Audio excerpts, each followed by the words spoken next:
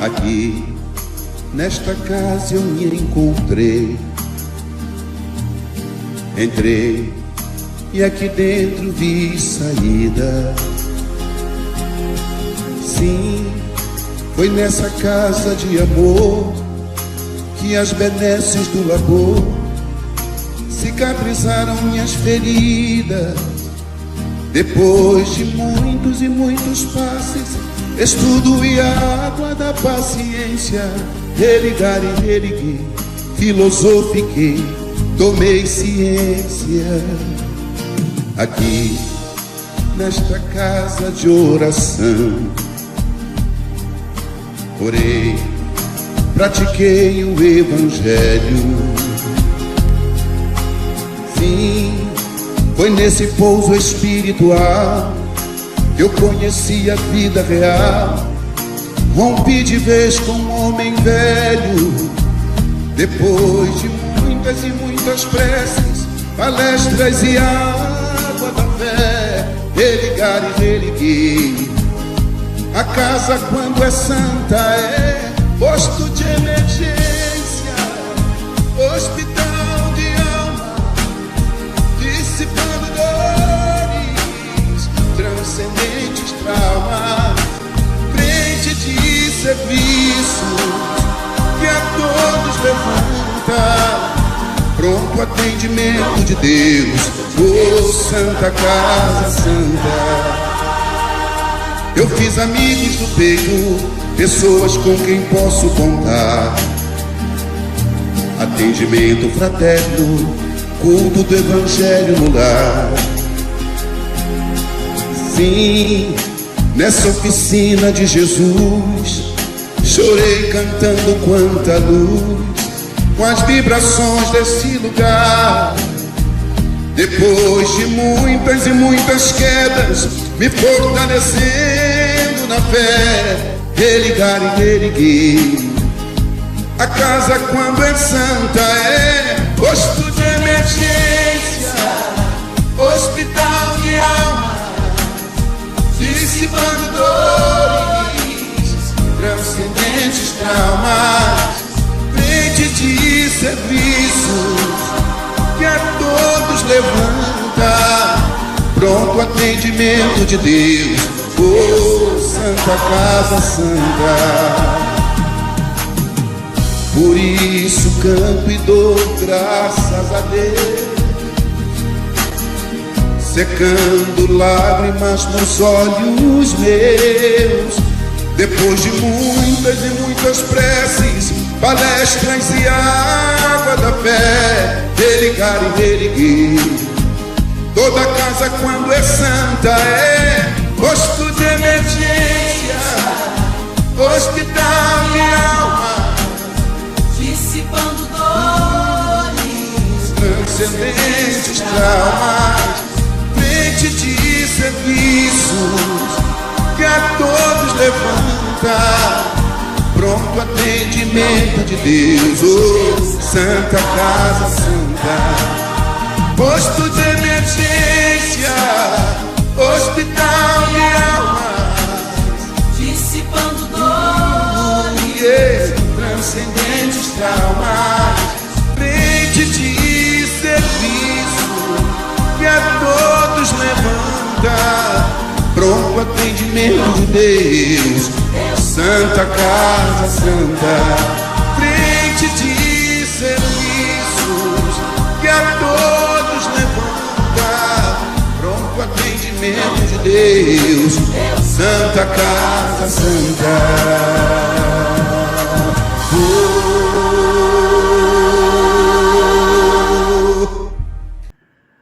Olá, queridos irmãos, feliz ano novo para todos.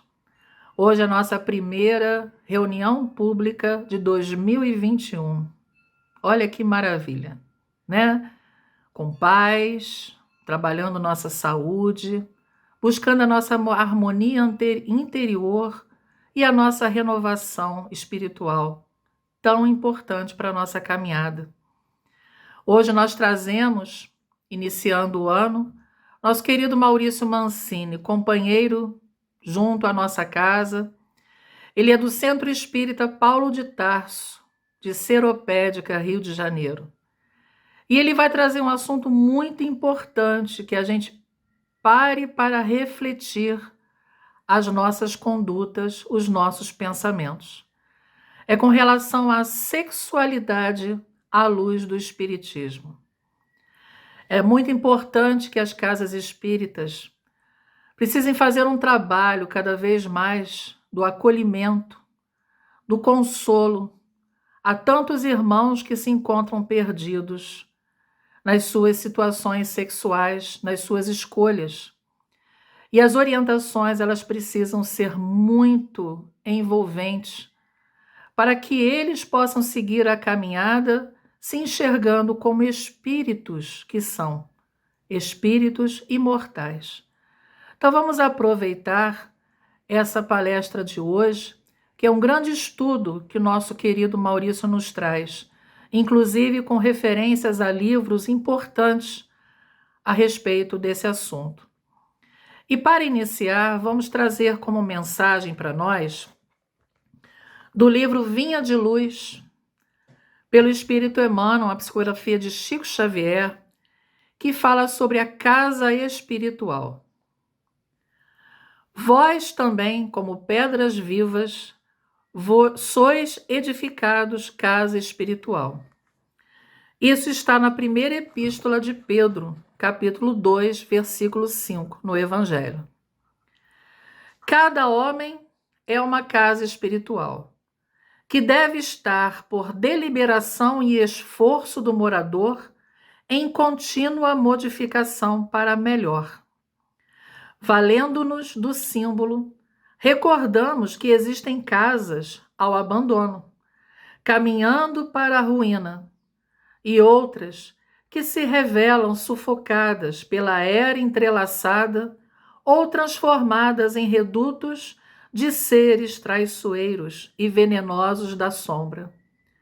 Aparecem de quando em quando edificações relaxadas, cujos inquilinos jamais se animam a remover o lixo desprezível, e observam-se as moradias fantasiosas, que ostentam fachada soberba com indisfarçável desorganização interior, tanto quanto as que se encontram penhoradas por hipotecas de grande vulto, sendo justo acrescentar que são raras as residências completamente livres em constante renovação para melhor.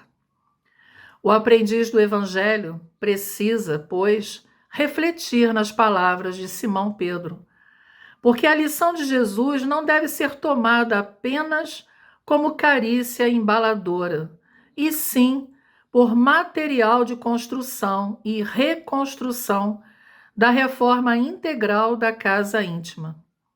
Muita vez é imprescindível que os alicerces de nosso santuário interior sejam abalados e renovados. Cristo não é somente uma figuração filosófica ou religiosa nos altiplanos do pensamento universal. É também o restaurador da casa espiritual dos homens. O cristão sem reforma interna dispõe apenas das plantas do serviço. O discípulo sincero, porém, é o trabalhador devotado que atinge a luz do Senhor, não em benefício de Jesus, mas, sobretudo, em favor de si mesmo. Então, importante lição para a nossa reflexão. Já envolvidos por essas palavras de Emmanuel, convido a todos para que possamos unir nossos pensamentos em oração ao nosso querido Mestre Jesus. Querido irmão maior, mestre de nossa vida, de toda a caminhada, todos os dias, te agradecemos, Senhor, pelo início deste ano, te agradecemos por mais esta oportunidade de um novo ciclo que estamos começando, de renovação, de grandes mudanças, internas para melhorarmos a nossa caminhada junto a Ti. Envolva-nos, Senhor, fortalecendo nossos lares, que toda a sua luz possa atingir a todo o nosso planeta, a todos os nossos irmãos queridos desta terra abençoada. Que a tua luz, a tua harmonia, o teu amor, Senhor, toque os nossos corações, que possamos senti-lo e que tenhamos cada vez mais confiança na nossa jornada, aumentando cada vez mais a nossa fé. E que nesta noite, Senhor, todos estejam envolvidos refletindo na mensagem que será trazida. Que as nossas mentes possam estar abertas para reflexões. E que nosso irmão Maurício, que suas palavras possam vir direto aos nossos corações, nos ajudando na compreensão que precisamos ter. Obrigado, Senhor, que possamos ter um estudo com muita harmonia e tendo a sua proteção a todos nós. Que assim seja, graças a Deus. E assim, meus irmãos, vamos a mais um estudo da noite.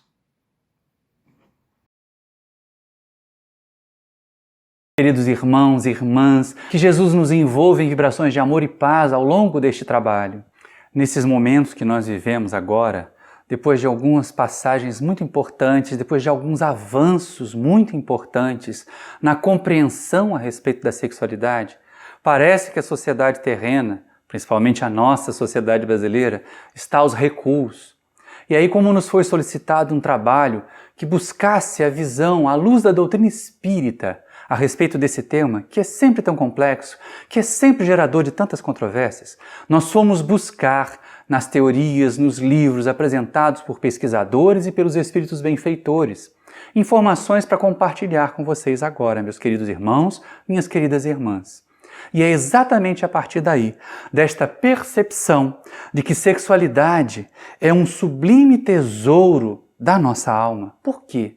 Porque além de nos permitir como espíritos o processo da reencarnação, ela também nos permite a troca, a permuta de energias que nos trazem bem-estar, que nos trazem harmonia, desde que a sexualidade seja vivenciada de forma edificante, de forma construtiva. Se ela não for vivenciada desta forma, ficará muito difícil de nós avançarmos. E aí, nesse primeiro momento, nós vamos aproveitar aqui o ambiente em que nós estamos, parecido com uma sala de aula, parecido com uma nossa casa espírita. Na verdade, este quadro aqui é o quadro do Centro Espírita Paulo de Tarso, ligeiramente modificado. E aí nós vamos perceber que quando nós tratamos da sexualidade, ele é uma força de vida. O ato sexual, a prática do sexo ou a vivência da sexualidade no seu sentido mais amplo, são força de vida. São energia criadora. É a partir da sexualidade que nós criamos não apenas novos corpos, mas também desenvolvemos o nosso intelecto, a nossa sensibilidade, a nossa arte. E é interessante nós percebermos que, assim como a fala, como a audição e como outros dos nossos dons, sexo é uma ferramenta neutra. Daí a necessidade que nós temos espíritas de conhecer bem para bem utilizar essa força, para bem aplicar essa energia. Porque, do contrário, podem ocorrer desastres. Toda ignorância leva a desastres.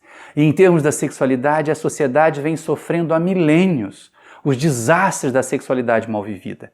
E é interessante nós percebermos porque, como esse tema é tabu, como esse tema não é discutido e como hoje existe esse clamor retrógrado de que as famílias têm que falar de sexualidade, que as escolas têm que parar de falar de educação sexual, o que é um equívoco. Porque a informação colhida nas escolas, principalmente quando as crianças, os jovens, vêm de famílias muito conservadoras, de famílias carentes dessas informações, essa informação é preciosa para evitar gravidez precoce, para evitar doenças sexualmente transmissíveis, para evitar o aborto, inclusive. Porque se não há uma gravidez indesejada, como vai haver o aborto, né? Todo o trabalho espírita deveria ser muito mais em trabalhar que se evitasse a gravidez do que em se evitar o aborto quando a gravidez já está acontecendo. E é isso que nós precisamos ter em mente. Quando nós temos famílias desinformadas, pais desinformados, normalmente nós vamos encontrar filhos desajustados. Não é uma relação direta. Nós podemos ter criaturas desajustadas, oriundas de famílias muito harmoniosas e organizadas. Mas, certamente, nós vamos encontrar criaturas muito desajustadas quando lhes falta a informação precisa. E aí é importante nós entendermos como é que o sexo é visto na história. Ao longo da história, o que se diz de sexualidade? A visão greco-romana era hedonista. Se nós formos buscar as estátuas, as esculturas, elas sempre exaltavam o corpo, a beleza física. Isso era uma característica marcante, era isso que despertava o desejo, era isso que movia o sexo. O sexo era fonte de prazer, valia tudo, com qualquer criatura, de qualquer forma. Era a visão hedonista da sexualidade. Por um outro lado, num outro extremo, nós vamos encontrar a visão judaico-cristã da sexualidade, na qual o sexo passou a ser feio, passou a ser proibido, passou a ser uma coisa suja. E não é verdade também. Nem o hedonismo absurdo, nem o sensualismo, nem a proibição são a característica mais marcante da sexualidade. Se nós não conhecemos uma ferramenta, nós podemos transformá-la numa arma. E é isso que é o grande risco. Já a visão oriental de sexualidade ela é mais branda, ela é mais amena. Quando nós vamos ao Kama Sutra, aquele livro hindu sobre sexualidade, não é um livro pornográfico. É um livro que trata, na linguagem daquele tempo, com os conceitos daquele tempo, das diversas maneiras de utilizar a sexualidade para que seja fonte de prazer e, ao mesmo tempo, também oportunidade de crescimento. O ato sexual, na visão oriental, ele é visto como algo tão sagrado quanto o ato de se alimentar, quanto o ato de respirar. Daí a relevância e o cuidado que se tem com isso. Com o amadurecimento, com o crescimento das ciências psicológicas, nós passamos a ter também uma percepção diferente. Passado aquele tacão da Idade Média, as proibições, a sexualidade como pecado que fazia com que as criaturas se flagelassem, se penitenciassem, tivessem que ir aos confessionários, aparece Sigmund Freud e percebe que muitos dos nossos transtornos psicológicos são devidos a problemas na sexualidade, na época da infância, na construção do nosso psiquismo a partir de pais ou permissivos ou castradores. E aí, de uma determinada forma, como ele conseguia explicar muitos fenômenos por este viés, ficou aquele conceito equivocado de que Freud dizia que o homem é um animal sexual. Resolvendo o lado sexual da criatura humana, nós resolvemos todos os problemas. E não é bem assim. Já Wilhelm Reich seguiu na mesma linha do seu mestre, né? Percebendo e desenvolvendo a tal psicologia do corpo, aquela em que nós somos simplesmente um corpo em tensões e as tensões desse corpo causam os nossos transtornos psicológicos, a ideia de Reich na psicologia do corpo era liberar. Então também tudo podia, era quase um retorno ao hedonismo. Coube a Carl Gustav Jung fazer um ajuste desse processo. Perceber que nós não somos, e aqui o homem entendamos humanidade, que nós não somos apenas animais sexuais. Que nós também temos sentimentos, que nós temos outras razões, outros móveis e outras causas de transtornos psicológicos. E aí o sexo é importante, mas não é tudo. Não explica tudo e não resolve tudo. Com outras abordagens teóricas, nós vamos perceber coisas mais suaves, por exemplo, com William James, em que a criatura humana é uma combinação de corpo e consciência, a psicologia da consciência. E aí é lógico que a consciência atua sobre o corpo influencia o psiquismo, e o equilíbrio entre essas duas partes é que é o causador do bem-estar. Como a sexualidade faz parte do nosso corpo e como o impulso sexual está associado também à nossa razão, ao nosso desejo, é importante colocá-los em equilíbrio, pô-los numa balança bem equilibrada. Nós vamos ver também com Maslow, lá no início da psicologia da autoatualização, a percepção de que sexo era uma fonte de harmonia interior, desde que bem vivenciado. Desde que não fosse a causa de transtornos. E aí a ideia era levar ao estado de harmonia para que a vivência fosse bem equilibrada e trouxesse paz e equilíbrio psicológico. E vamos ver também na abordagem centrada na pessoa, o nosso querido Carl Rogers, colocando a psicologia da responsabilidade, como nós somos causa e não efeito. E aí, com relação à sexualidade, é a mesma coisa. Nós somos causa e não efeito. Não tem essa de dizer que a carne é fraca, foi mais forte do que eu. Começou em nós sermos congruentes, percebermos como estamos sendo, o que estamos fazendo, quem somos. Essa é a parte importante. E aí fica para nós essa frase final aqui dessa percepção do Rogers, que o ser humano é acima de tudo um organismo digno de confiança. Ou seja, se nós conseguirmos nos colocar num ambiente de equilíbrio, num ambiente propício, fatalmente, não é bem fatalmente, senão como espírita nós vamos admitir fatalidade, mas com grande probabilidade nós vamos alcançar um estado de felicidade, de paz e de equilíbrio, inclusive na nossa sexualidade. E aí a questão que se coloca é o seguinte: e como é que os espíritos veem isso, né? Como é que é o sexo na visão espírita? O Livro dos Espíritos, sobre sexualidade, sobre sexo especificamente, ele tem apenas 3 questões que Kardec coloca, mas elas dão espaço para a gente conversar, para a gente aprender muita coisa. A questão 200, Kardec pergunta se os espíritos têm sexo. E os amigos espirituais respondem que não como nós entendemos. Porque sexo, aqui no caso a morfologia, depende do corpo físico. E os espíritos têm entre si sentimentos que vão além do físico, que vão além da vibração. E olha que percepção avançada. Porque ainda hoje nós imaginamos, e há criaturas que imaginam, o sexo como sendo uma coisa associada só à morfologia, só aos órgãos genitais.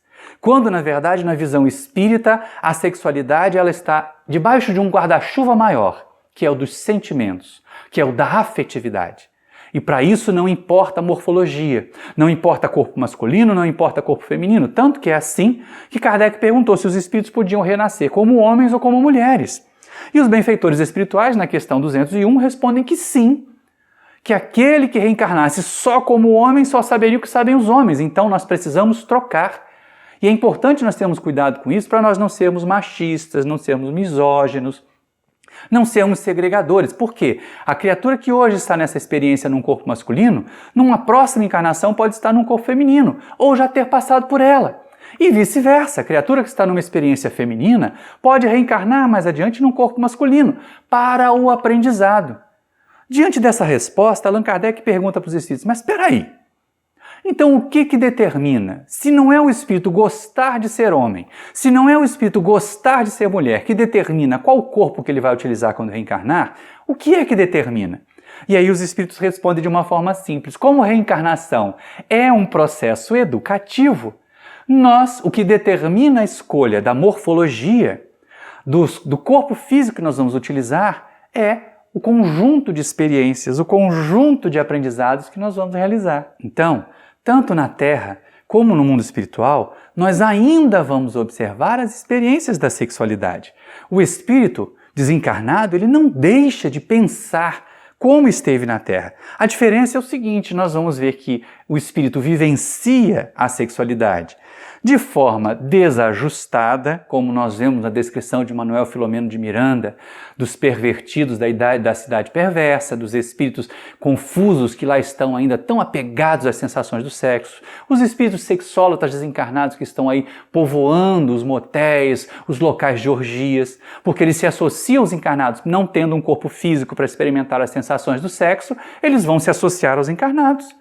Eles vão buscar junto dos encarnados as vibrações que eles necessitam para poder se aproveitar.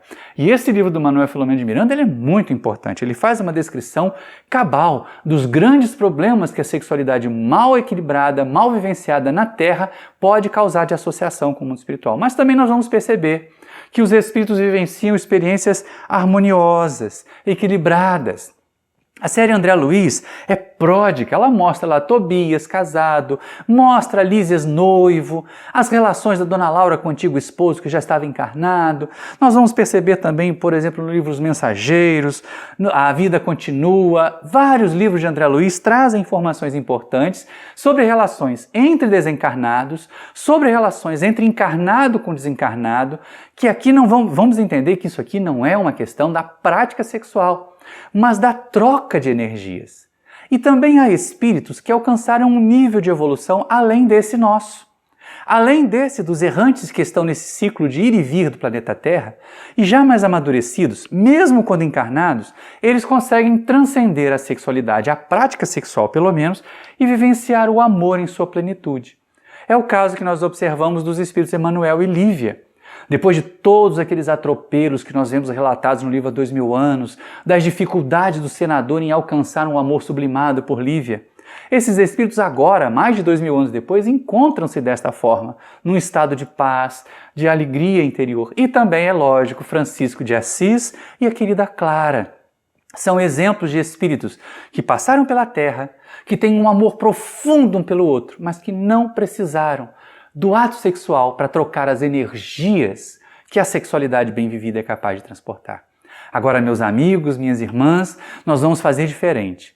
Como daqui para frente nós vamos colocar em relevo a informação trazida dos benfeitores espirituais, a informação trazida dos companheiros mais antigos, mais amadurecidos na tarefa espírita, nós vamos mudar um pouco o layout aqui da nossa apresentação e que eles cresçam e eu fique menorzinho aqui no canto. Já já nós nos encontramos num outro ambiente. Bom, pessoal, como nós estamos aqui nesse ambiente, onde eu apareço menorzinho para vocês aqui no canto inferior, e nós podemos ter a tela inteira para mostrar as referências, as informações dos benfeitores espirituais, dos pesquisadores encarnados a respeito do tema da sexualidade, a gente pode seguir com o nosso trabalho, a gente pode seguir com o nosso estudo.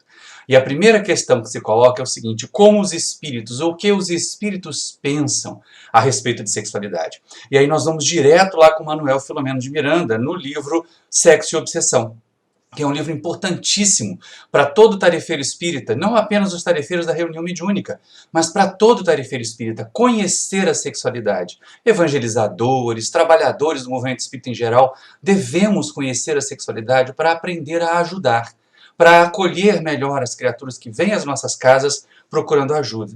E Manuel Filomeno de Miranda diz o seguinte para nós: o sexo não foi elaborado para o prazer vulgar, senão para as emoções superiores na construção das vidas ou das sensações compensativas, quando amparado pelas dúlcidas vibrações do amor, mantendo a afetividade e a alegria de viver. Então é importante a gente estar atento a isso. Sexualidade não é para simplesmente vivenciar prazer, não é aquela vivendo a vida doidado para curtir, mas ao contrário, é uma oportunidade preciosa de trocar energias, de proporcionar sim oportunidade de novos espíritos reencarnarem quando da reprodução, mas principalmente para desenvolver as vibrações do amor. E aí olha que coisa interessante, que nós também vamos aprender com o Alexandre, o benfeitor espiritual que acompanha André Luiz no livro Missionários da Luz. Ele diz para nós, ele ajuda a gente a perceber o seguinte: sexo não está nos órgãos genitais, não está no corpo físico. Alexandre diz o seguinte: é necessário deslocar a concepção do sexo, abstendo-nos de situá-la tão somente em determinados órgãos do corpo transitório das criaturas. Está vendo? Não é uma questão genital a sexualidade, é uma questão que envolve muito mais do que isso. Vejamos o sexo como qualidade positiva ou passiva, emissora ou receptora da alma. Chegados a esse entendimento, verificamos que toda manifestação sexual evolui com o ser. E essa é a questão importante, gente. Entender a sexualidade como uma oportunidade de trocar energias, trocar vibrações, e não apenas de satisfazer o interesse, de satisfazer a pulsão, aquilo que o corpo demanda. Nós somos espíritos. Nós já passamos da fase animal da evolução. Então nós podemos sim exercer um controle, uma disciplina maior sobre a influência que o corpo tem em torno de nós. E aí nós vamos além. Agora sim, nós vamos a Emmanuel, num livro que foi publicado na década de 70, o livro Vida e Sexo, uma obra sublime, importantíssima. E o benfeitor espiritual fala como se falasse para os dias de hoje, para as pessoas que estão hoje tendo problemas, dificuldades, dúvidas, retrocessos na observação da sexualidade humana, fiscalização da sexualidade do outro. Isso é um problema grave, negando a própria e fiscalizando a dos outros.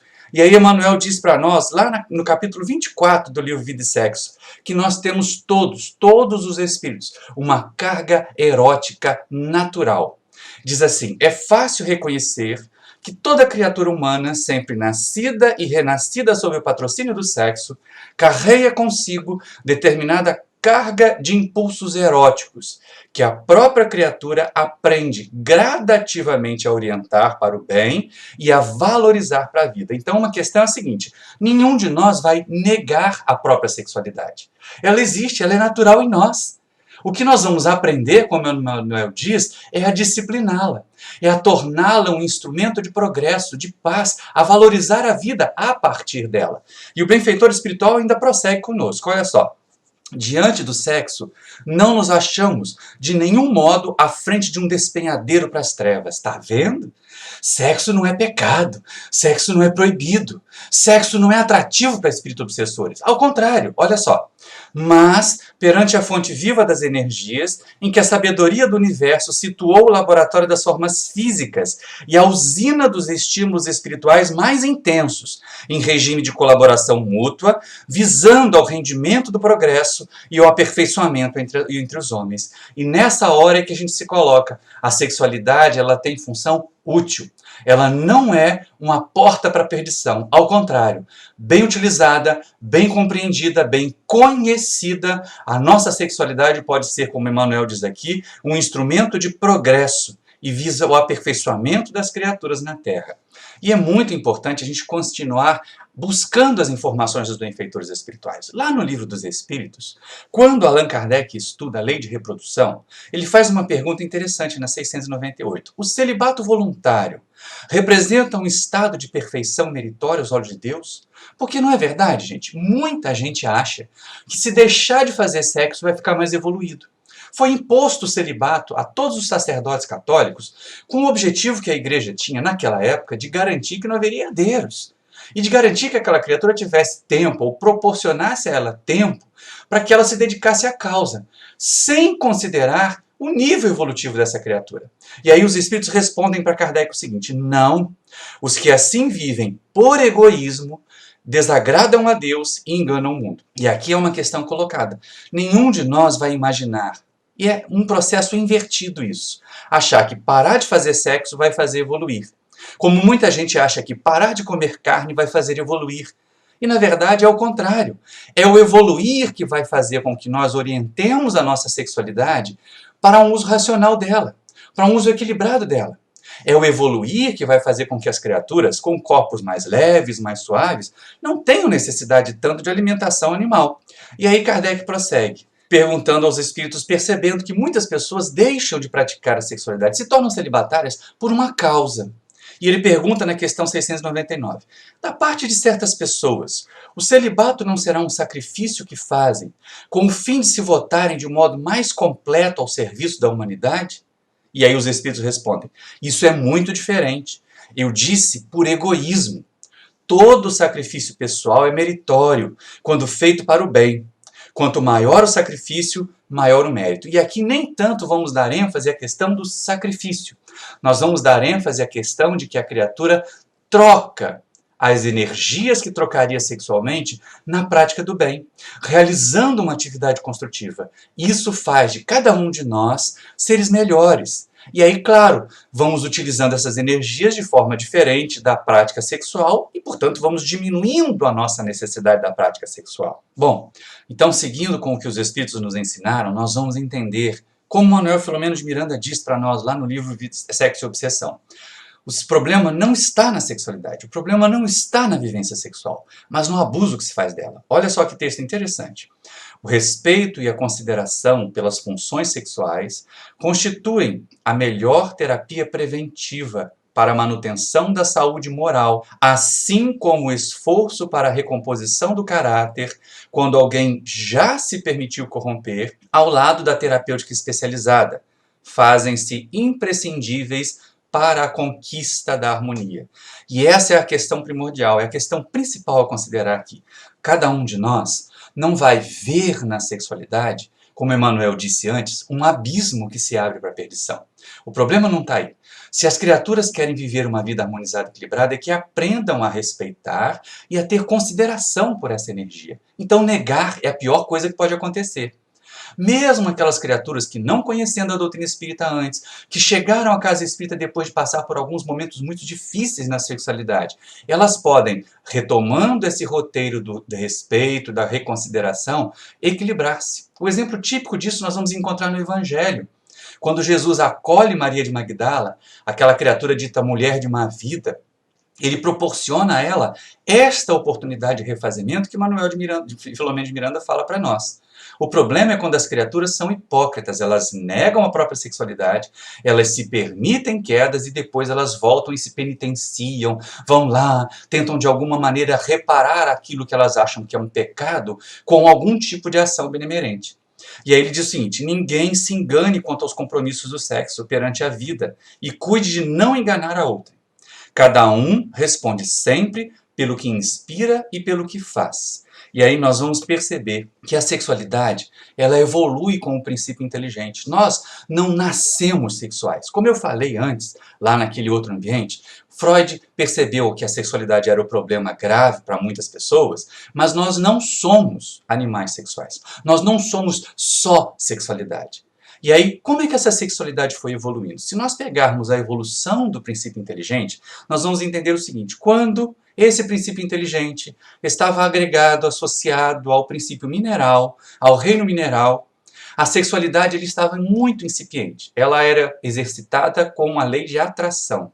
As afinidades, vibrações, energias que aproximavam determinados elementos e que repeliam outros. É só esse o exercício. Quando se avança para o reino vegetal, aí já começa a haver um exercício da reprodução. A sexualidade já aparece como um instrumento de perpetuação da espécie, como um instrumento de propagação da espécie. E aí, finalmente, quando nós chegamos ao reino animal, em que existe a prole, em que existe o cuidado, nós desenvolvemos a afetividade. A sexualidade começa a se aproximar, então, daquilo que na fase humana da evolução, na fase espírito nós devemos viver, que é a afetividade, o amor como regente da nossa sexualidade. E aí no livro, além do rosa e do azul, do Gibson Basso, que é um terapeuta ligado ao Centro Espírita Leon Denis, muito bom esse livro. A primeira vez que eu dei esse livro de presente para uma pessoa muito querida, que estava atravessando esse momento de se reconhecer homossexual, de se entender, e muito jovem ainda, disse: puxa vida, Maurício, foi a primeira obra que me fez sentir consolado perante a minha sexualidade. Então é uma obra muito suave, muito tranquila para se estudar, além do rosa e do azul. Recortes terapêuticos sobre a homossexualidade. E nesse livro, o Gibson Bastos vai falando a respeito da evolução do impulso sexual no ser humano. Aqui já chegamos à fase humana da evolução. Mas, se a gente imaginar o desenvolvimento humano, já estamos com milhares de anos de evolução humana na Terra. Nos tempos mais primitivos, nós não experienciávamos a sexualidade como experimentamos hoje.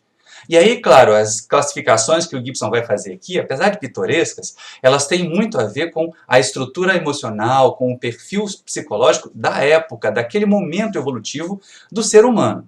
E ele diz assim, que o primeiro momento, o primeiro passo do impulso sexual era a satisfação a qualquer preço, a qualquer custo. E ele chamou esse perfil psicológico de maníaco sexual. Hoje, o maníaco sexual é uma atrocidade na sociedade. Mas no passado, ele era a prática comum. Era aquela criatura que se sentia estimulada sexualmente por alguém e produzia o ato sexual à força. Aquela história do homem da caverna, né, que acordava, via a fêmea tomando água lá no riacho, dava com tacape na cabeça dela, levava para a caverna, praticava o ato sexual, depois ele ia embora e deixava a fêmea com dor de cabeça e grávida. Vai ver que é por isso que nós temos esse atavismo das criaturas usarem dor de cabeça para evitar a prática do ato sexual. Mas isso é primitivo. Naquela época isso podia ser frequente, isso podia ser comum, hoje é uma aberração na sociedade, porque o princípio inteligente evoluiu. Então o impulso sexual tem que evoluir junto conosco. Se nós vamos mais adiante, ainda havia criaturas que queriam satisfazer o seu impulso sexual a qualquer custo, mas não usavam mais da violência, não usavam mais da força bruta, usavam da sedução. E aí o Gibson apelida isso de perfil Dom Juan, que é aquele sedutor sem vínculo afetivo nenhum, que apenas usa as pessoas para se satisfazer. Não tem nenhuma preocupação com o que se passa com a outra pessoa, com os sentimentos da outra pessoa. São os Dom Juan e as Dona Juanita, porque não existe uma característica puramente masculina. Se nós evoluirmos um pouquinho mais, aparece a estrutura que a sociedade vivencia hoje, que ele chamou de perfil psicológico marido e mulher infiel. São criaturas que já entendem que podem usar a sexualidade de forma harmoniosa, construindo uma família, formando pares, mas que ainda deixam o impulso muitas vezes os conduzirem para a atração para outras pessoas fora daquele conjunto mais harmonioso familiar. E aí causando os casos de poligamia, causando os casos de infidelidade conjugal e todos os problemas associados a ele. Se nós evoluirmos um pouquinho mais, e nós já encontramos na sociedade muitos casos desses, nós vamos encontrar o perfil marido ou mulher fiel. Segundo Gibson, as criaturas continuam sentindo, sim, atração por pessoas fora do ciclo que construíram. Mas como elas evoluíram, como elas aprenderam, como elas têm maturidade, elas agora conseguem disciplinar-se. Podem até se sentir atraídas, mas percebem que o amor e o respeito prevalecem sobre o impulso sexual. Quando nós evoluirmos mais ainda, quando o impulso sexual não nos dominar em absoluto e nós tivermos total domínio sobre ele, nós vamos chegar ao perfil Francisco e Clara, Francisco de Assis e Clara, uma referência a dois espíritos que se amavam muito, mas que naquela época da Idade Média sublimaram o amor e a sexualidade no trabalho com Jesus. Não precisavam se tocavam no trabalho do bem, trocavam energias no trabalho do bem. Mas mesmo assim ainda formavam pares. Ainda era um Francisco para uma Clara. Mas vai chegar um momento em que a nossa sexualidade vai estar tão ampla, vai estar tão submetida ao impulso do amor, que ela deixará até de ser percebida. Que é a sublimação total, que é o perfil psicológico Jesus. Desse nós estamos muito longe. Que é aquele amor por todas as criaturas. Jesus conseguia amar a uma Maria de Magdala, da mesma forma como conseguia permitir que um João colocasse um jovem, um adolescente, o abraçasse e colocasse a cabeça no seu peito. Então é esse amor que transcende a sexualidade. Mas isso ainda é um desafio muito longe para nós. O importante é entender que nós temos esse caminho, que nós estamos nesse percurso e que a nossa sociedade atual ainda luta, ainda se deblatera muito da poligamia para a monogamia. A monogamia é uma conquista dos tempos atuais. E esse jeito frouxo, esse jeito que muitas vezes enaltece a tal família tradicional brasileira, aquela que na década de 40, 50 tinha a matriz dentro de casa e as filiais fora, é o perfil marido e mulher infiel, isso não é salutar, não é saudável na sociedade. E aí olha que coisa interessante. Nesse mesmo livro do Gibson aparece uma diferenciação que nós precisamos fazer. Nesses tempos tão sombrios que nós vivemos, nesses tempos de retrocesso em termos de observação da sexualidade, do encarar a sexualidade, em que até autoridades colocam que as criaturas escolhem esta ou aquela orientação sexual, o Gibson faz uma diferenciação muito importante para nós. A diferença grande entre orientação sexual e comportamento sexual. Orientação sexual, diz a obra, define o objeto sexual, os indivíduos, pelo qual os seres humanos podem ter um sentimento afetivo sexual. Não se trata de uma escolha. Olha que coisa interessante. Ninguém escolhe ser heterossexual. Ninguém escolhe ter orientação homossexual. Ninguém escolhe ter orientação bissexual. Se sentir atraído, escolher se sentir atraído, não é uma característica do momento presente, porque tem a ver com a nossa história de espíritos. Define orientação sexual simplesmente o desejo. Não implica dizer que esse desejo tenha que ser obrigatoriamente satisfeito e como deva ser satisfeito. Isso é orientação sexual. Então, quando a gente vê uma autoridade chegar a dizer que o indivíduo escolhe ser de tal orientação, escolhe... Não, as criaturas não escolhem. Elas nascem assim, são espíritos. A nossa história espiritual implementa em nós uma tendência maior para uma ou determinada inclinação, uma orientação sexual. Já o comportamento é a escolha do momento presente. Já o comportamento é resultado daquilo que nós decidimos fazer. O comportamento sexual reflete a maneira como o ser lida com o impulso sexual. E esse varia de indivíduo para indivíduo. Então o Gibson diz, nesta obra, que há uma questão interessante. Há criaturas que têm um comportamento sexual diverso da orientação. Há criaturas que têm orientação heterossexual, mas atuam na prostituição e se permitem ações ou comportamento homossexual. Da mesma maneira como no passado nós tínhamos aquelas criaturas que viviam das convenções sociais e mesmo tendo orientação homossexual, viviam experiências, comportamento heterossexual, porque assim a sociedade o exigia. Hoje, nesses tempos mais libertários, as pessoas estão, como estão dizendo hoje, saindo do armário, não é? Mas reconhecendo a própria orientação sexual e tentando, de alguma maneira, ajustar o seu comportamento a ela, o que é saudável no final das contas. Porque quando se ajusta o comportamento à orientação, as pessoas podem pensar em fazer de forma equilibrada. Quando o comportamento está dissociado da orientação, tudo é de forma escondida, e aí normalmente é que surge a promiscuidade, normalmente é que surgem os abusos. E é interessante a gente perceber, porque existe esse medo dos conservadores de que a nossa sociedade se perverta numa orientação homossexual, no bissexualismo, na bissexualidade generalizada. Não, isso não vai acontecer. Segundo Gibson e pesquisas, a orientação heterossexual prevalece na sociedade. Até por esse impulso reprodutivo que nós temos. Até pelo histórico dos espíritos reencarnados e das experiências que nós realizamos, são ajustadas à morfologia do corpo. Então é a expressão predominante de sexualidade. Mas hoje não é a única expressão considerada normal. Aliás, desde a década de 70, que a homossexualidade e a bissexualidade foram retiradas do CID, do Índice Internacional de Doenças, como enfermidades mentais. Não são.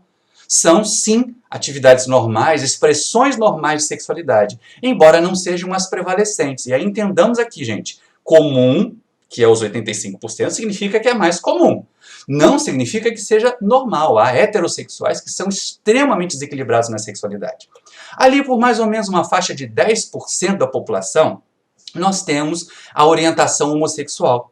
E aí ela é cada vez mais frequentemente expressa, porque as barreiras sociais estão caindo, mas por si só ela não é desequilíbrio. Então não vamos imaginar que porque a criatura é homossexual, ela necessariamente é um desequilibrado na sexualidade. Ao contrário.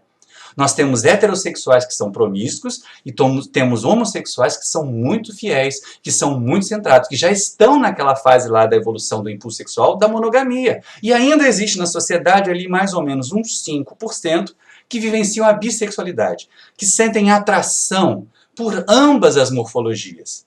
Por si só também não é desequilíbrio. O problema é quando surge a promiscuidade, quando surgem relacionamentos simultâneos, quando surgem vários parceiros simultâneos. Aí sim, qualquer que seja a orientação sexual do indivíduo, isso vai acabar gerando problema, isso vai acabar gerando desequilíbrio. E aí, quando o Gibson faz comentários, ele diz o seguinte, a orientação no comportamento, quando a gente confronta, né, orientação com o comportamento sexual. A orientação sexual em si, seja ela heterossexual, homossexual ou bissexual, não revela o grau evolutivo do espírito encarnado, nem qual será a sua posição no futuro. Mas o seu comportamento sexual, sim. E nós vemos isso tantas vezes na sociedade, não é? Como as criaturas estão vivenciando experiências desequilibradas, qualquer que seja a sua orientação sexual, e como outros grupos, ainda minoria, vivenciam experiências equilibradas, harmoniosas, independente da sua orientação sexual.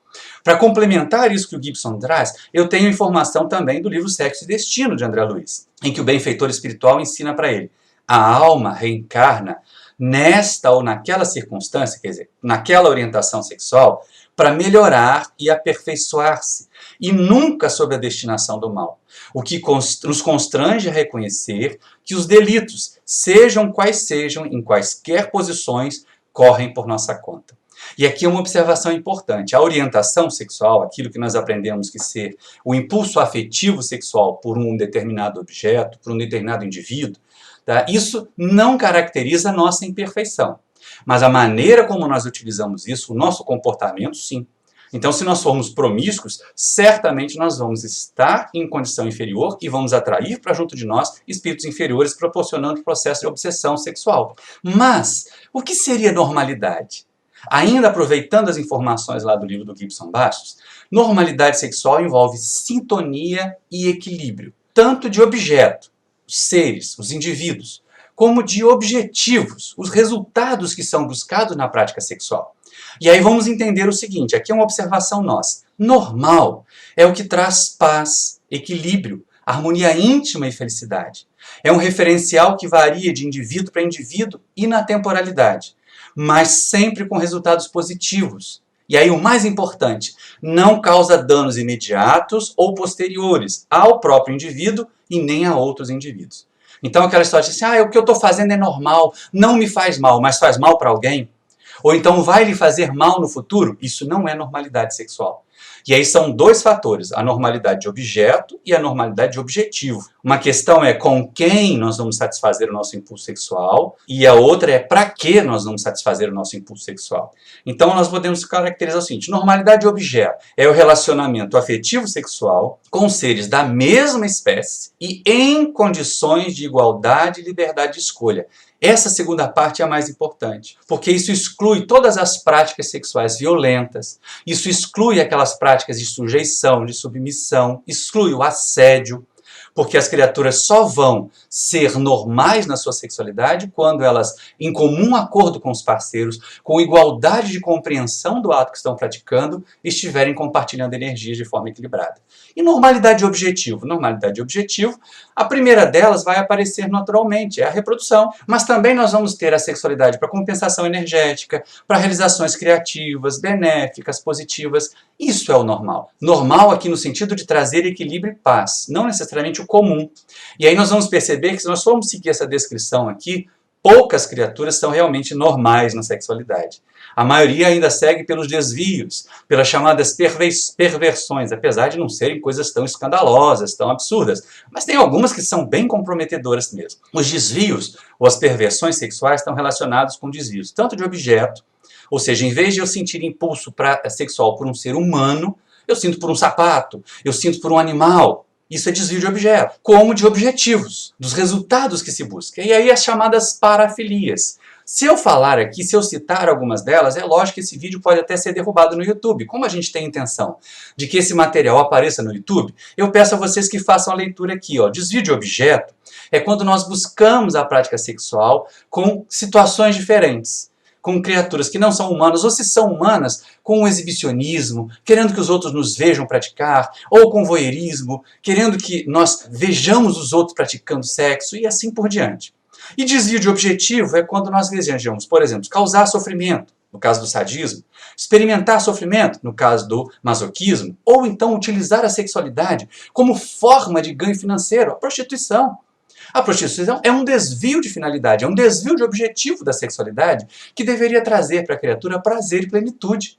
E nós vamos ver quantas criaturas que trabalham na prostituição e quanto elas são infelizes, muitas e muitas vezes. Então, Emmanuel vem trazer para nós orientações importantes para que nós não fiquemos de fiscais da vida sexual dos outros. Nós devemos cuidar da nossa, prestar atenção à nossa. Porque se outra criatura num determinado momento tem comportamento homossexual, tem orientação homossexual, quem garante que nós no passado não tivemos? Quem garante que nós no futuro não teremos? Então olha o que o benfeitor espiritual diz lá no Vida e Sexo. A vida espiritual, pura e simples, se rege por afinidades eletivas, essenciais.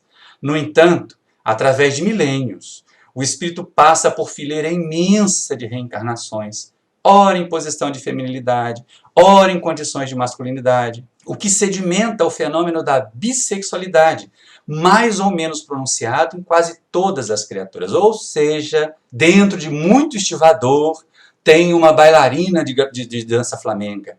Dentro de cada Penélope charmosa deve ter um estivador guardado, porque nós temos essas duas possibilidades. Já vivemos experiências em corpos masculinos, já vivemos experiências em corpos femininos. Então é natural para nós a atração por seres de ambos os sexos, de ambas morfologias. O que não quer dizer que nós tenhamos que satisfazer essa atração a qualquer momento, a todo instante. E é lógico que isso nos leva, então, a perceber o seguinte: e aí? E quando vem a orientação homossexual? Lembrando que o livro Vida e Sexo foi escrito na década de 70 e alguns termos foram ajustados. Então, observada a ocorrência da homossexualidade, diz Emmanuel, mas com os preconceitos da sociedade constituída na Terra pela maioria heterossexual, do que com as verdades simples da vida, essa mesma ocorrência vai crescendo em intensidade e extensão, com o próprio desenvolvimento da humanidade. E o mundo vê, na atualidade, em todos os países, extensas comunidades de irmãos em experiências dessa espécie, somando milhões de homens e mulheres, solicitando atenção e respeito. E aí vem o principal, em pé de igualdade ao respeito e à atenção devidos às criaturas heterossexuais. Isso é uma coisa que nós não devemos perder de vista. O Espiritismo precisa ser mais do que tolerante. Precisa ser acolhedor. Então, se criaturas chegam em nossas instituições desejosas de crescer, desejosas de amadurecer, buscando equilíbrio em qualquer área da sua vida, nós vamos acolher e impulsionar a evolução, e não ditar normas, ditar regras. Na década de 70, Emmanuel já dizia, está aumentando a percepção da orientação homossexual, porque as criaturas estão tendo coragem de revelar a sua verdadeira orientação, a sua verdadeira inclinação e entender que isso não é pecado, que isso não é sujo, que isso não é uma maldição e, portanto, que não se deve buscar na casa espírita, como em lugar nenhum, a cura, como falsamente é prometida ou imposta por algumas outras propostas filosóficas e religiosas. Entendamos que a homossexualidade, se vivida com equilíbrio, será tão boa, tão importante e uma contribuição tão significativa para a sociedade como qualquer outra orientação vivida com equilíbrio. E aí o benfeitor espiritual Emmanuel ainda prossegue. Há duas situações. Há criaturas que vivem a experiência da homossexualidade em caráter expiatório. Aquelas criaturas, homens e mulheres, que abusaram das forças genésicas, reencarnam em corpos invertidos em relação à sua identidade sexual predominante. E aqui são os casos expiatórios mesmo. São experiências em que o indivíduo, numa encarnação, foi aquela mulher muito sedutora, que abusava do desejo, que abusava da atração que exercia sobre os homens, e numa outra encarnação renasce num corpo masculino, para experimentar, ou para pelo menos se distanciar desse jogo de sedução que fazia. A mesma coisa, um homem que era muito opressor, que era muito violento, renasce num corpo feminino fragilizado, e muitas vezes se expõe até a um ambiente social de abusos. Mas também vai existir a homossexualidade não expiatória. Não imaginemos que todo homossexual está pagando dívidas do passado. Ao contrário, olha só que coisa interessante que Emmanuel diz para nós. Espíritos cultos e sensíveis, aspirando a realizar tarefas específicas na elevação de agrupamentos humanos e, consequentemente, na elevação de si próprios, rogam aos instrutores da vida maior que os assistem à própria internação no campo físico, investimenta carnal oposta à estrutura psicológica pela qual transitoriamente se define. É transitório, nenhum de nós nem é homem, nem é mulher como espírito, como nós vimos descrito no Livro dos Espíritos. Escolhem com isso viver temporariamente ocultos na armadura carnal, com que se garantem contra arrastamentos irreversíveis no mundo afetivo. E não é verdade? Quantos tarefeiros que nós percebemos, muitas pessoas associavam Francisco Cândido Xavier com a homossexualidade, porque era uma criatura gentil. Próximo do Chico, nós nos sentimos mais perto de uma mãe do que de um irmão. Ele era realmente um espírito de alma feminina, um espírito com características femininas.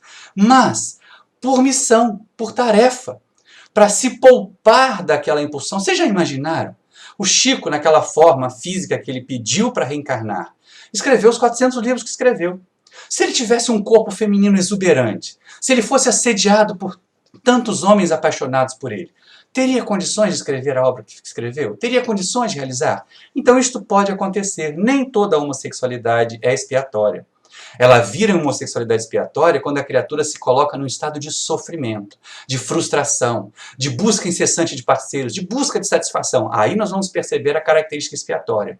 Mas se o indivíduo tem detalhes, características homossexuais, mas ele vive serenamente, mas ele realiza a sua sexualidade quando é o caso, ou ele sublima a sua sexualidade também quando é o caso, de forma equilibrada, harmoniosa, direcionando essas energias para a construção do bem, essa homossexualidade não é punitiva, não é expiatória. E aí é lógico, o efeito familiar, ele acontece. Diferentemente do que algumas autoridades equivocadas, obtusas têm falado, não é a família que determina, nós somos espíritos. Nós, na doutrina espírita, vamos prestar atenção aqui, né, gente? Nós, em termos de doutrina espírita, não somos fatalistas. Não somos daqueles que assumem o behaviorismo, o comportamentalismo, o meio influenciando o indivíduo. Ao contrário, nós somos espíritos. É o indivíduo e a soma dos indivíduos que determina a qualidade do meio. Então a família influencia sim. O ambiente em que nós estamos pode influenciar o nosso comportamento sexual principalmente. Dificilmente vai influenciar a nossa orientação sexual. E aí nós vamos perceber o seguinte: famílias afetam, mas não determinam, o comportamento sexual das criaturas.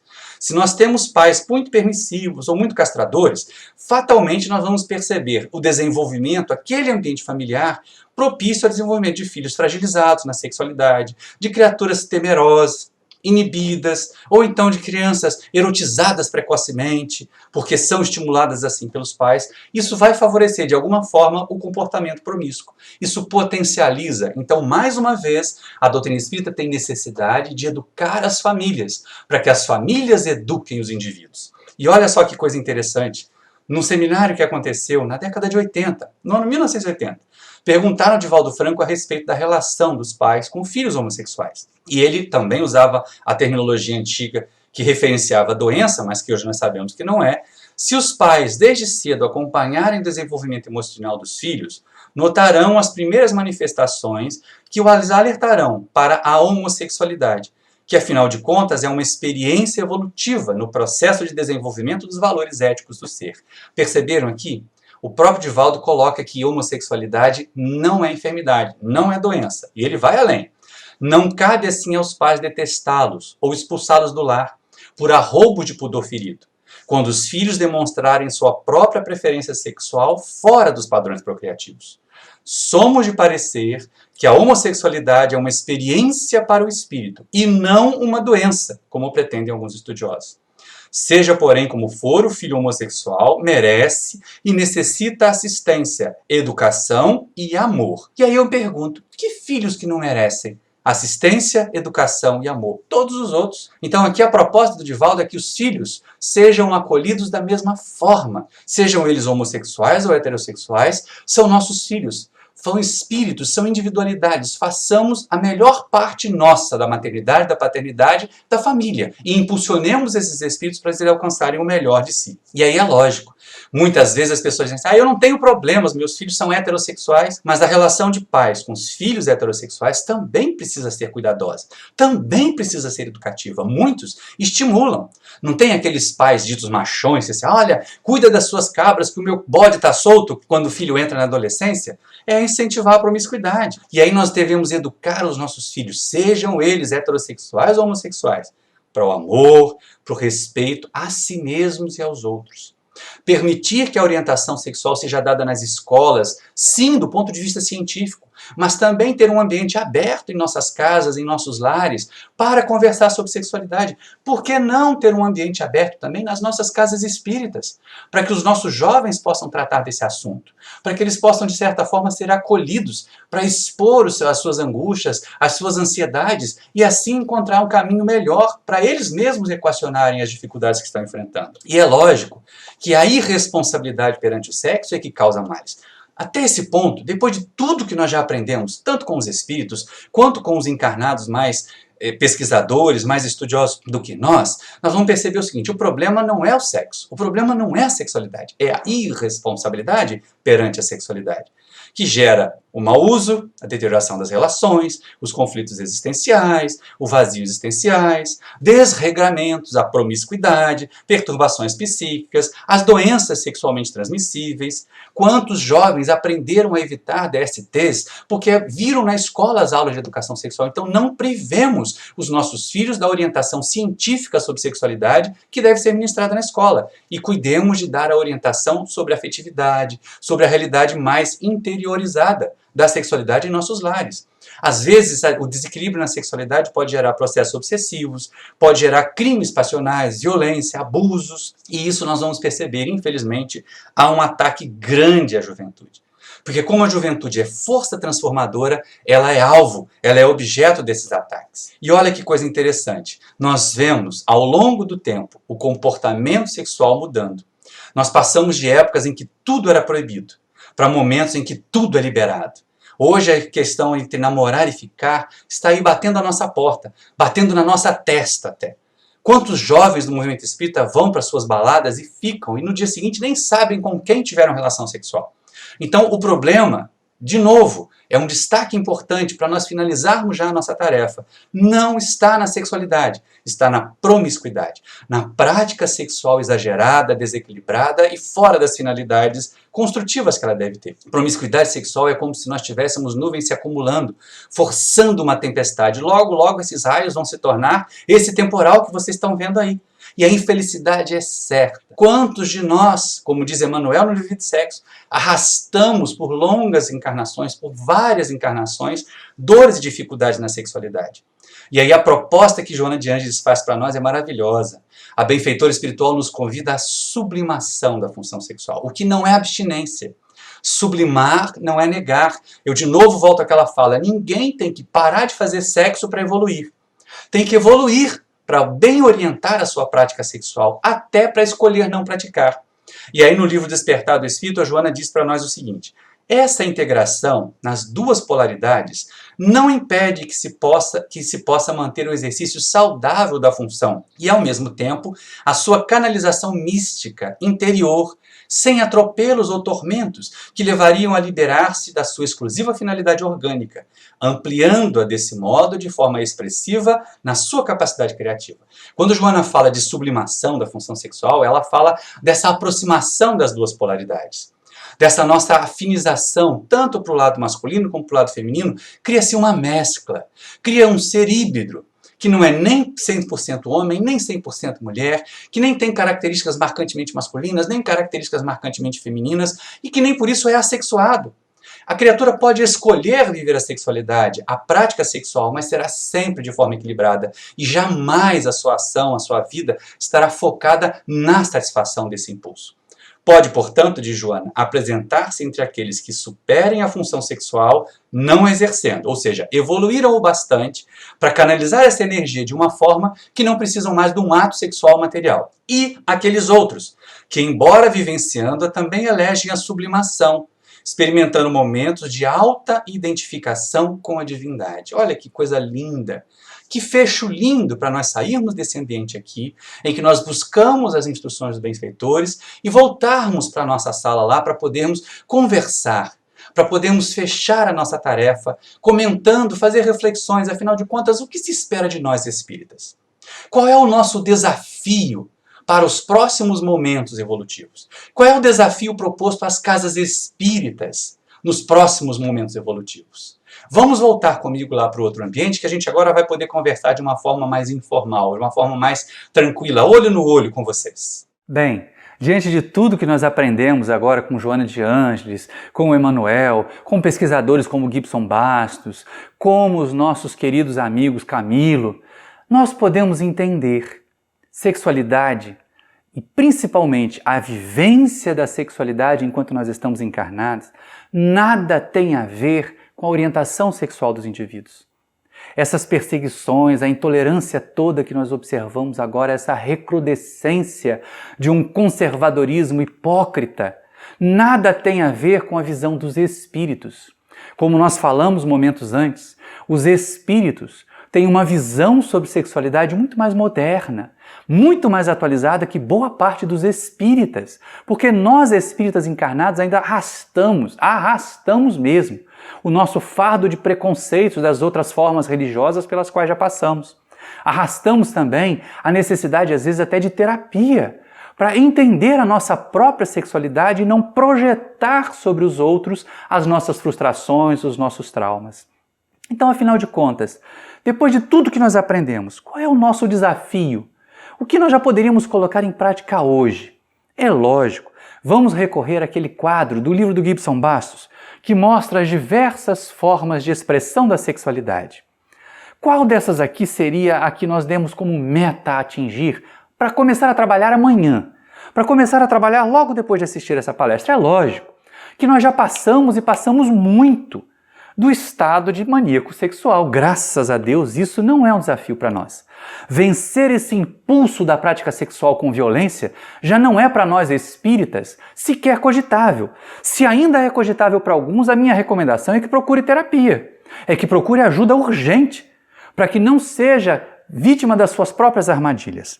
Nós também já passamos essa fase aqui da sedução, do ter como objetivo usar as outras pessoas, porque o Dom Juan e a Dona Juanita são isso. São criaturas vazias, que não conseguem se bastar. E porque não conseguem se bastar, elas tentam conseguir preencher o seu vazio, aproveitando-se dos outros. Isso também não deve ser desafio para nós espíritas. Então isso já passou para nós. É lógico pensar que nós que aqui estamos ainda na Terra, que ainda temos as nossas necessidades, que ainda sentimos o nosso organismo pulsar, estamos longe, ainda muito longe, daquele amor sublimado sentido por Jesus. Então isso também não é o nosso desafio para amanhã. Isso também não é o nosso desafio para daqui a pouco. Outra questão importante para a maioria de nós, ainda é muito difícil pensar nesse amor sublimado, nesse amor que transcende a sexualidade, que transcende pelo menos o contato. Então nós também não estamos no estado Francisco e Clara de amor. Sobraram só esses dois, né? O estado marido-mulher infiel, o estado marido-mulher fiel. A sociedade, principalmente essa tão propalada família tradicional brasileira, aquela que na década de 40, 50 tinha a matriz em casa e a filial na rua, lembram disso? Aquela que propala e fica vigiando a vida dos outros como uma personagem perpétua do livro de Jorge Amado, mas que interiormente está cheia de podridão, como Jesus falava dos fariseus, sepulcros, por fora branquinhos, pintados de cal, mas por dentro cheio de podridão. Pois é, esse estado aí é o estado de marido e mulher infiel. Aquela criatura que sabe que a maneira melhor é conviver, que a maneira melhor é respeitar-se na relação, mas ainda deixa esse lado inferior fazer com que nós desrespeitemos tanto o corpo da outra pessoa que compartilha sua vida conosco, quanto a sua afetividade. Então, o nosso grande desafio na sociedade de hoje é alcançarmos o estado de que o Gibson Bastos chama de marido e mulher fiel. A monogamia, o que não é aquela corrente, aquela algema de até que a morte nos separe, mas é compreendermos que o nosso desafio é amar com respeito, com carinho, é doar as nossas energias, é devotar as nossas energias, é compartilhar a nossa sexualidade com uma pessoa de cada vez. Não importa qual seja a nossa orientação sexual. Se a criatura é heterossexual, que seja respeitosa e amorosa com seus parceiros de morfologia diferente da sua. Se a criatura é homossexual, que seja respeitosa e cuidadosa com a afetividade e com o corpo dos parceiros de morfologia igual à sua. Se a criatura é bissexual, que ela aprenda a orientar o seu desejo para que respeite cada pessoa com quem se relaciona e não tenha múltiplos parceiros.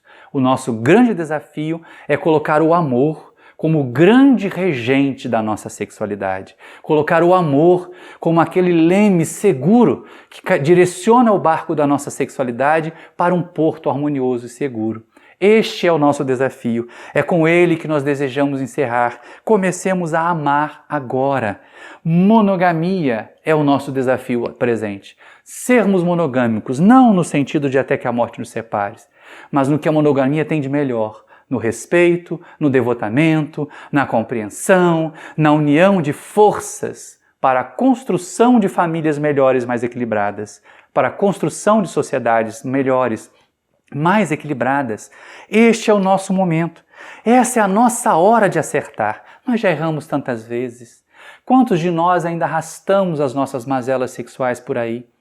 E agora é a hora de, com a doutrina espírita, com o conhecimento que a doutrina espírita, com o conhecimento que esses espíritos que nós citamos no estudo de hoje, dos pesquisadores, dos trabalhadores que nós citamos no estudo de hoje, que nós possamos aproveitar esse conhecimento para desenvolver a oportunidade preciosa de amar com respeito, principalmente com respeito a nós.